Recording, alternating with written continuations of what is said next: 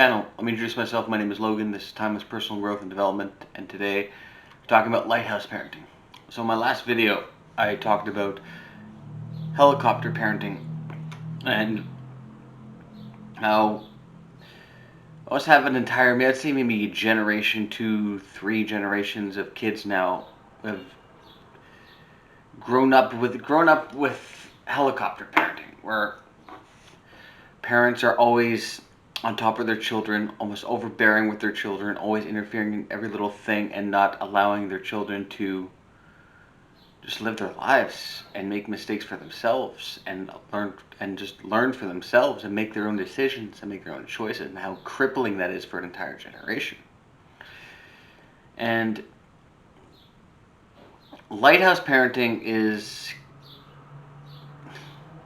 almost the opposite of it, and it's kind of like basically what parenting should be. So think about it. A lighthouse stays in one spot. It has a spotlight, and it's searching the seas, has that spotlight on top of the seas, searching the horizon, and you're in one spot, you're stable, you're not moving around, and you're just a beacon of hope, a beacon of comfort, a beacon of stability for your child. You're not trying to control them or be overbearing or make decisions for them or trying to steer their life into the direction that you want as a parent, but just being able to learn to sit back and relax and let your children come to you when they have a problem. And when they come to you, talk to them about it, discuss the issue, discuss the problem, debrief about the situation, and then send them on back out. And let them experience things, let them experience life for themselves. And yeah, you can call it a funny name, lighthouse parenting, which is what I would like to call just parenting. It's exactly what it should be. And like, I work in the school system, so I work every day. I work with children, and I'm interacting with them all day. And I always make a point to have that kind of lighthouse behavior. And there are times when, like, I'll kind of sit back and watch kids and make their own choices and make their own decisions and just watch them interact with each other. And like, I've noticed too that professionals in the past, other places that I've worked at, have like kind of questioned me or looked at me and like, this Logan guy, he's kind of just sitting back and it looks like I'm not doing anything and I'm just being lazy and I'm not even doing my job. No, I'm actually sitting back and observing them and allowing children to come to me when they have a problem, and being that lighthouse and being that beacon of hope. And I make a point of not to interfere into every little interaction, every little decision that they go throughout their entire day. I don't need to always be in their face and always interacting with them. It actually harms a relationship. It actually damages a relationship, because they don't want that. Let children come to you at their own pace, and let them, and this is the part you really need to pay attention. This is really important. Let them decide when they need you, and that could be when they're young, that could be when they're teenagers, and especially important when children are grown up and become adults in their 20s and 30s, and they want to live their life on their own. And you just let children, your grown-up children, decide when they need you and they want to see you for something. And always make sure your interactions are, obviously life gets stressful. You want to make sure your interactions with them are positive, so they associate you with positive emotions. Yeah, that's hard. Yes, that's not always the case. Yes, of course, that is challenging. And there are going to be struggles. There's going to be conflict, like in any parent-child relationship, or even as a professional, there's going to be conflict, and you just got to deal with that. But you got to be able to recognize when you're putting your own stress and your own anxiety onto children.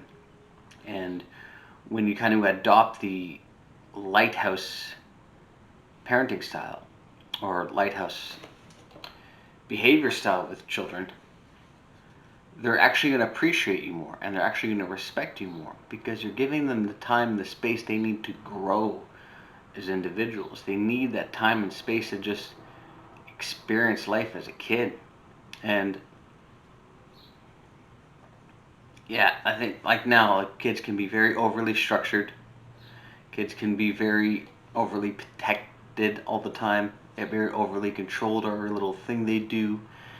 And at a certain point, they grow up and become adults. They need to leave the nest. The only problem is that when they decide to leave the nest, the mother and father has spent so much time trying to protect them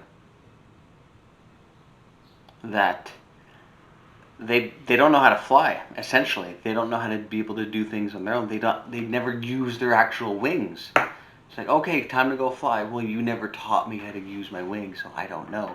They never developed those skills, and this is not exactly specific to parenting. That could be used for professionals as well. If you work with kids, is be able to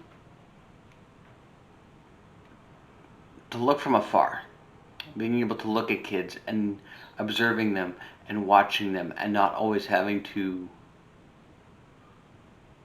run to their aid and always rescue them for every little situation. And I do this with my job. When I see a conflict happen, I just let the conflict happen for a little bit. Not too much. If it gets too rough, it gets too intense for them, then I'll step in. And yes, yeah, believe me, I have the immediate urge to step in right away and solve that conflict. Every single time, I fight that impulse. I fight that urge. I have to, because I know that I don't want to interfere in every little thing that the kids I work with that they're doing. I need to back off. Okay. We've talked about this problem a million times. Many times. Let's see if they remember what I told them or what I taught them. So I'm going to back off and let them see if they're able to handle it on their own. They're able to resolve the conflict that they're in on their own. And if they can't, okay. If it gets really, really bad, all right. Big guys here to step in and solve the problem. All right. And take them aside, debrief, talk about it again. How could they have improved on that situation? What could they better of themselves? Instead of, they don't learn anything by solving it on their own. But by backing off and looking from afar and being that spotlight, they're able to kind of just kind of navigate around you. And they'll be able to know if they essentially need you. And from my experience, what I work in now is that kids are very needy and they want adults to solve all those problems. And I tell them flat out, no, I do not want to solve all your problems, and you shouldn't want me to solve all your problems. You should be able to do it on your own. And yes, not every single problem they're going to be able to solve, but it's important for them to be able to learn to attack those situations on their own. It develops autonomy, develops independence, develops conflict resolution, develops confidence, develops all that. And they need to be able to do that for their growth and their development.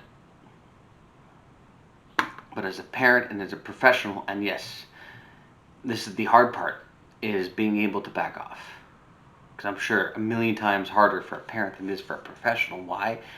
Because it's your kid, it's your offspring, it's your genetic legacy. Of course you're going to have more emotional investment, so there's going to be more anxiety in the situation. Of course. Yes, that makes sense, right? But it's just something to marinate on, and just something to think about, and just be aware of it every time you want to step in and solve a conflict for your child. Talk to them. Be a mentor. Be a guide, and be a teacher, and let them teach them the skills, show them the skills, and let them go do it on their own. And they fall flat on their ass. Who cares? They're going to learn from that. And I heard a great quote from a guy, and the quote said, "If you're helping your children, you're hurting your children." So essentially, I ran into a situation today where this kid needed her shoes tied.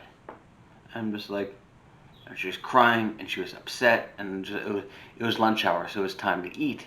So I basically just told her, you know what, forget your shoes for now. Put your shoes to the side, walk around in your socks for a bit, eat your lunch, relax, calm yourself, calm your mind. She relaxed, wiped the tears from her eyes, ate her lunch, she stopped crying, she was in a calm, relaxed state. Okay, put your shoes on now. And she did. Problem solved. She had no issue putting on her shoes. And she was having problems putting her shoes because she's filled with just anger and emotion and anxiety, which was affecting her ability to put on her shoes. She calmed her mind, the anxiety went down, her mind was relaxed, she had food, got food in her system, everything was good. She was having a nice funny conversation with me, made her laugh, and she put her shoes on, no problem. Problem solved. She didn't need me for that. She just needed to have her mind to calm down and her anxiety to decrease, and that's it. She did. I was able to back off, be that lighthouse, be that spotlight, tell her what I need to tell her, and then you go do it, and that's it. And that's essentially lighthouse parenting. And on that note, if you like this video, you can like, comment, and subscribe. Follow me on Twitter, LinkedIn, Instagram, Facebook, Logan Ryder, Timeless Personal Growth and Development, and I will see you all in the next video this coming Monday. Have a good weekend.